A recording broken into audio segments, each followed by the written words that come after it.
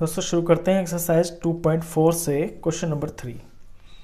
Question है find the value of के if x minus 1 is a factor of px। आपको k की value निकालनी है अगर x माइनस 1 px का फैक्टर है। तो देखिए जब x माइनस 1 px का फैक्टर है तो इसका रिमाइंडर 0 आएगा। और रिमाइंडर कैसे निकालते हैं? रिमाइंडर निकालने के लिए सबसे पहले आपको जिससे डिवाइड करना होता है, जिसे हम फैक्टर मानते हैं, उसमें से आपको 0 निकालना होता है। यानी कि x माइनस 1 इसका फैक्टर है तो यहाँ से आपका 0 निकल के आएगा 1। तो ये हो गया आपका 0। सबके लिए ये सेम ही है क्योंकि x माइनस 1 के ये जो क्वेश्चन है जिनसे ये 4 पार्ट हैं आपके। तो फर्स्ट में भरते हैं।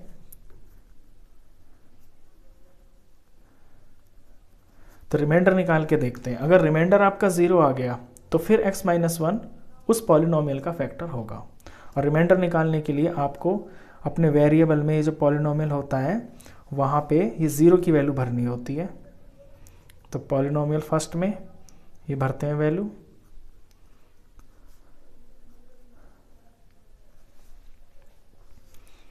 और ये आपको 0 के बराबर लेना है। क्योंकि 0 होगा वो इसलिए क्योंकि फैक्टर है, ऑलरेडी दिया हुआ है।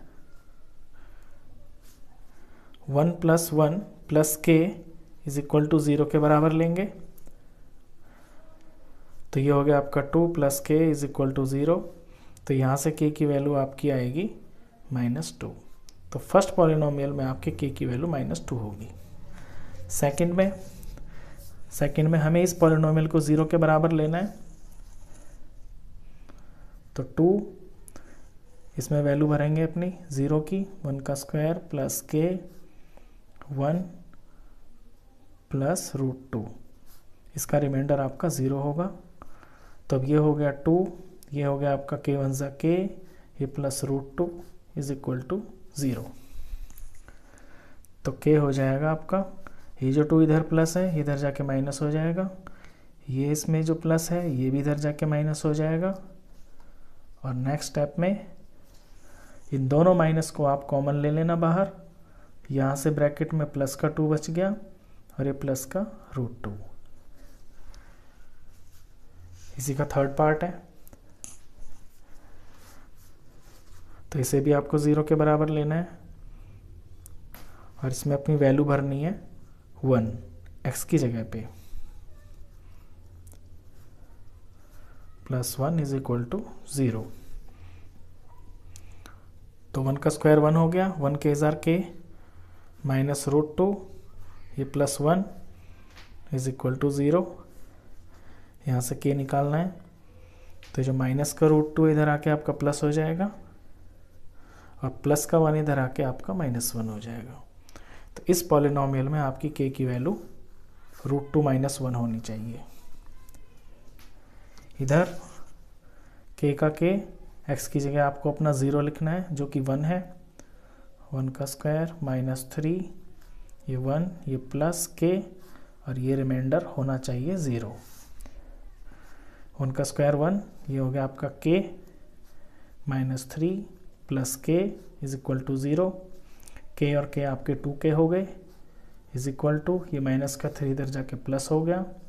यहाँ से के की वैल्यू आपकी आ गई 3/2। तो ये क्वेश्चन आपका काफ़ी इंपॉर्टेंट है, 1 नंबर या 2 नंबर में ये ज़रूर आता है। तो सिंपली इसके अंदर वही है कि अगर x माइनस 1 आपका फैक्टर है तो रिमाइंडर 0 आएगा। तो बस इसको रिमाइंडर को आप 0 के बराबर भर देंगे। यहाँ से आपका k है वो निकल के आ जाएगा। इससे नेक्स्ट क्वेश्चन करते हैं, क्वेश्चन 4 इसी एक्सरसाइज का। क्वेश्चन 4 है फैक्टराइज। ये क्वाड्रेटिक पॉलिनोमियल आपको दिया हुआ है। सारे ही क्वाड्रेटिक पॉलिनोमियल हैं ये क्वेश्चन 4 में। इन्हें आपको फैक्टराइज करना है। अब इन्हें करने से पहले आपको एक चीज़ बहुत ध्यान में रखनी है कि ये ध्यान रखना है कि ये अपने डिग्री के डिक्रीजिंग ऑर्डर में है या नहीं है। यानी कि x का स्क्वायर है, फिर x का पावर 1 है, फिर विदाउट x है। अगर इस तरह लिखा हुआ है तो यानी कि ये प्रॉपर फॉर्म में लिखा हुआ है। अगर ऐसे नहीं लिखा तो पहले ध्यान से आपको उसको फॉर्म को ठीक कर लेना है।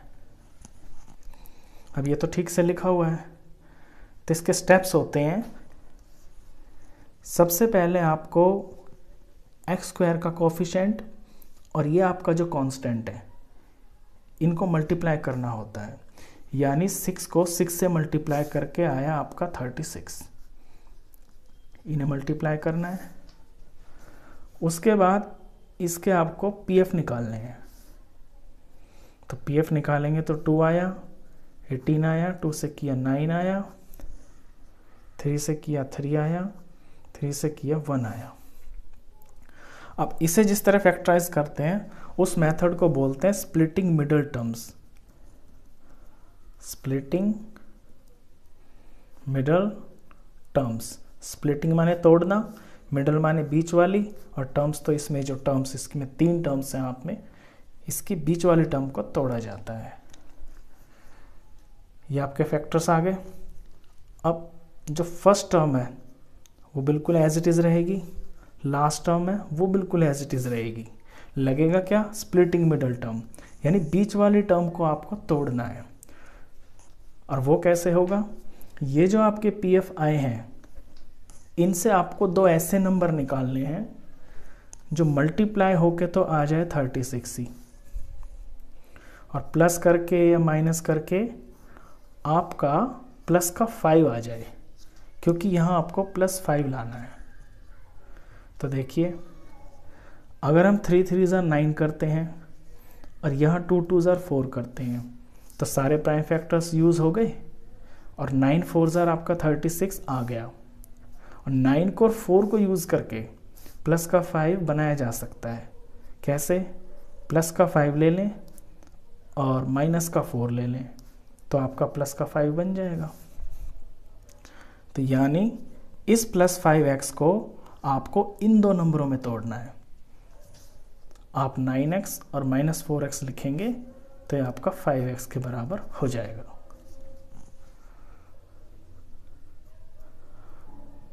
तो +9x -4x, बस इसमें यही एक स्टेप है जो सीखने का होता है। आगे तो कुछ नहीं है, आगे तो आपको 7th 8th क्लास से सब कुछ पता है कि कॉमन लेते हैं इसके अंदर। अब पहली 2 टर्म में आपको कॉमन लेना है हाईएस्ट। तो देखिए 6 और 9 में क्या हाईएस्ट कॉमन है। यहाँ मैं अगर थोड़ा इसको एक्सपेंड करके लिखता हूँ आपको समझाने के लिए, तो देखिए 6 2 3 ज़ा 6 और ये आपके x हैं 2 बार, प्लस 3 3 ज़ा 9 और ये आपका x 1 बार। आगे अगली 2 टर्म को लिखता हूँ तो -2 × 2 और x 1 बार। फिर से अगली टर्म को लिखता हूँ तो 2 3 ज़ा 6। अब अपनी इन 2 टर्म्स में देखिए आप कॉमन क्या है। देखिए 3 एक कॉमन है, बाहर निकाल लिया, 3 का पेयर, x है, x बाहर निकाल लिया। अब फर्स्ट टर्म में से क्या बचा? यहाँ से बच गया आपका 2x, क्योंकि ये 2 और ये x, बीच में प्लस। यहाँ से 3x बाहर आ गया, यहाँ से क्या बचा आपका 3, ऐसे। अब इस पे ध्यान दीजिए, इन दोनों टर्म्स में आपका कॉमन क्या है? एक तो माइनस ही कॉमन है, बाहर निकाल लिया। ऊपर से एक 2 कॉमन है, बाहर निकाल लिया। अब बन रहा है किसी का पेयर? नहीं बन रहा। तो फर्स्ट टर्म में से आपका बच गया ये 2 और ये x, और माइनस तो हम बाहर निकाल चुके हैं, तो यहाँ पे बच गया आपका प्लस और ये 3। ऐसे कॉमन निकालते हैं। अब जो आपके टूटे हुए नंबर्स हैं 2, यानी कि 3x और -2, इन्हें तो आप लिख देंगे एक ब्रैकेट में, और ये जो सेम ब्रैकेट आए हैं ये हमेशा सेम ब्रैकेट आएंगे, ये दोनों, ये ध्यान रखना आप। अगर आपके अलग अलग आ रहे हैं तो समझ जाना कि आप कहीं पे गलती कर रहे हैं। तो ये 2x + 3, ये हो गए इसके 2 फैक्टर्स। तो ये समझ में आपको अच्छे से आ गया होगा। तो अगले क्वेश्चंस करना बहुत आसान है। तो बस इसी मेथड से करेंगे अब। तो सबसे पहले 3 और 4 का करेंगे मल्टीप्लाई। 3 4 आया आपका 12, 12 के करेंगे PF, 2 से किया 6, 2 से किया 3, 3 से किया 1। अब आपको क्या बनाना है, यहाँ पे बीच में जो कोफिशिएंट है x का वो -1 है, यानी आपको -1 बनाना है।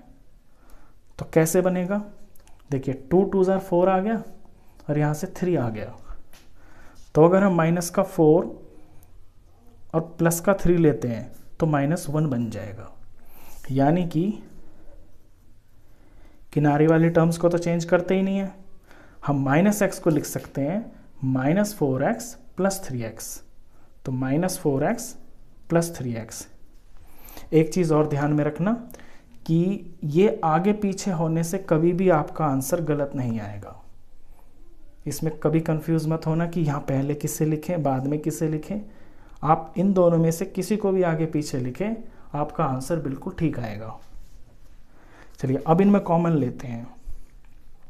अब ऊपर तो मैंने इसको खोल के दिखाया था आपको, लेकिन यहाँ आप डायरेक्ट कॉमन लेंगे। आप सीख गए होंगे कॉमन लेना। तो 3 और 4 में तो कुछ कॉमन नहीं आ रहा, नंबर में x और x कॉमन आ रहा है दो टर्म्स में से, इन दो टर्म्स में से बाहर ले लिया। यहाँ से आपका एक 3 बच गया और एक x बच गया, यहाँ माइनस बच गया और x बाहर आ गया ना, तो यहाँ से आपका 4 बच गया। अब एक चीज़ और कि जो यहाँ आपका ये ब्रैकेट आता है ना, वो एग्जैक्टली यही आता है। तो आप इसे आँख मीच के लिख सकते हैं, यहाँ पे यही आएगा क्योंकि सेम आते हैं, बताया मैंने। अब ये देखिए कि ये 3x है आपका और यहाँ +3x है, तो 3x लाने के लिए यहाँ किस से मल्टीप्लाई करेंगे, 1 से ही करेंगे, और प्लस का है तो प्लस के 1 से करेंगे। तो बस ऐसे ये पता चल जाता है। अब मिल गया आपको अपने नंबर्स। तो एक तो बना आपका x + 1 और ये जो सेम है इनको एक साथ लिखना है। ये हो गया आपका फैक्टराइज।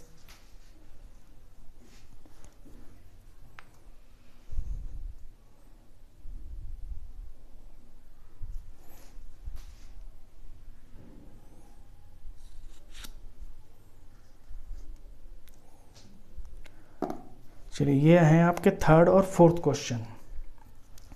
ये मैंने गलती से पहले 3 और 4 कर दिए हैं।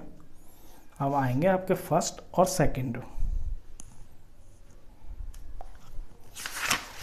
तो 1st और 2nd अब कराता हूं मैं। 1st है आपका 12x² - 7x + 1। तो वही सिंपल मेथड, ये जो किनारे वाले हैं आपके कोफिशिएंट x का स्क्वायर और ये कांस्टेंट, इनका मल्टीप्लाई किया, मल्टीप्लाई कर दिया तो 12 आया। 12 के PF निकाले तो ये आपका 6 आया, ये आपका 3 आया, ये 3 से आपका 1 आ गया। आपको -7 बनाना है और फैक्टर्स हैं आपके पास ये। तो 2 2 4 और 3 का 3, तो -4 और -3 ले लेंगे तो -7 आ जाएगा। तो यानी कि इस बार -7 को हम तोड़ेंगे -4x और -3x के अंदर, ऐसे। और ये वाला +1। अब इनमें कॉमन लेते हैं। 12 आता है आपका 4 3 और 4 आता है 4 1। तो 4 कॉमन आ गया, एक x दोनों में है, x कॉमन आ गया। यहाँ से 4 3 बच गया और एक x बच गया, यहाँ से माइनस, और 4 और x तो पूरा ही बाहर आ गया, तो 4 1 बच गया, यानी कि 1 बच गया। अब ये ब्रैकेट तो सेम ही आएगा, 3x - 1, और लाना है -3x, तो यानी यहाँ क्या होगा -1। अब आप चेक करके भी देख सकते हैं, -1 को 3x से मल्टीप्लाई करेंगे तो -3x हो गया, और -1 को -1 से मल्टीप्लाई करेंगे तो +1 हो गया। तो यानी कि बिल्कुल ठीक है। अब सिंपल कॉपी करना है, 4x - 1 और 3x - 1, ये आपके फैक्टर हो गए। इसका सेकंड पार्ट, ये फर्स्ट और सेकंड पार्ट है, मैंने गलती से पहले 3 और 4 कर दिए, तो आप ध्यान रखना। इसमें भी वही सिस्टम है, 2 और 3 का मल्टीप्लाई करेंगे, 6 आ गया, 6 के फैक्टर्स करेंगे, ये 3 आ गया, ये 3 आ गया, ये 3 से 1 आ गया। अब 7 कब बनेगा? देखिए 2 3 जार 6 और ये 1 भी तो एक इसका फैक्टर है, तो यानी 6 1 जार तो आ गया आपका 6। ये कंडीशन पूरी हो गई कि मल्टीप्लाई होके ये आना चाहिए, और 6 को अगर +1 कर दें तो 7 आ गया। तो इस बार इस 7 को हम 6 और 1 में तोड़ेंगे, तो साइड वाले तो सेम रहेंगे बिल्कुल इसी तरह से। इसको तोड़ेंगे तो इसे 6x + 1x में तोड़ दिया। अब कॉमन लेते हैं, ये 2 1 जार है, ये 2 3 जार है, तो दोनों में 2 कॉमन है और दोनों में x भी है, तो यहाँ से एक x बच गया और यहाँ से क्या बचा? 2 3 जार 6, तो यहाँ से आपका 3 बच गया। अब बताया मैंने कि ये यहाँ पे एग्जैक्ट सेम होता है यही ब्रैकेट, तो आप आँख मीच के इसे ऐसे लिख सकते हैं। अब आप देखिए आपको यहाँ 1x बनाना है और x है, तो मल्टीप्लाई किससे करना है? 1 से। 1x जार 1x और 1 3 जार 3, यानी कि ठीक है। अब जस्ट कॉपी करना है इस चीज़ को और इस चीज़ को एक ब्रैकेट में लेना है, और ये जो सेम वाले ब्रैकेट हैं इन्हें आपको एक साथ लिखना है, तो ये हो गया फैक्टराइज। तो ये वाली जो फैक्टराइजेशन है ये आपकी बड़ी इंपॉर्टेंट है, क्योंकि आगे भी फैक्टराइज का सवाल है और जब तक ये आपको नहीं आएगा तो वो आप कर नहीं सकते। तो आई होप आपको ये फैक्टराइजेशन अच्छे से समझ में आ गई होगी। और ये जो स्टेप्स मैंने शुरू में बताए हैं, पहला जो क्वेश्चन मैंने कर दिया थर्ड पार्ट, इन्हें आप ध्यान से देखना कि पहले मल्टीप्लाई करते हैं अपने x² के कोफिशिएंट का, कांस्टेंट का, उसके बाद ऐसे 2 फैक्टर निकालते हैं जिन्हें हम प्लस माइनस करके बीच के हिस्से में बदल सकें। इसे बोलते हैं स्प्लिटिंग मिडल टर्म्स। तो ये आपका फैक्टराइजेशन था। आई होप आपको ये समझ में आ जाए। वीडियो अच्छा लगे तो प्लीज़ इसे लाइक कर देना, और 9th क्लास का कंप्लीट मैथ्स पढ़ने के लिए आप इस चैनल को भी सब्सक्राइब कर देना। Thank you.